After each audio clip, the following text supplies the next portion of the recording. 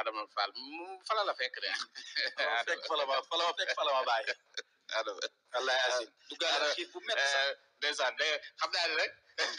xiif bu métti nee na kay rek ku baax la rek nee na kay rek ku ñaari fan yëpp si man la doon reere xiif la mais nag procureur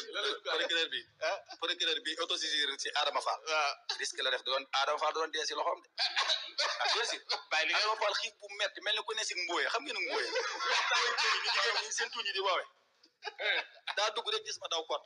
kay rek parce que mais booba patriote yi li ma indi si xéewal bari na. waaw man moom lekk dama koo bari la teg sama suuf noonu ba mu kii. mu gis poto cere ni ma bala maa waxtaan ak yow dara. defal ma lekk. cere càgg ji. ma defaral ko càggri yëngalal ko pot ardo yi mag yi. ba mu fees sa waay ni ko pëf. waaw. ñu waxtaan tuuti mu ne ma dolli ma si beneen pot. ma defaraat beneen ba mu baax jox ko mu lekk. taxul mu rekk de.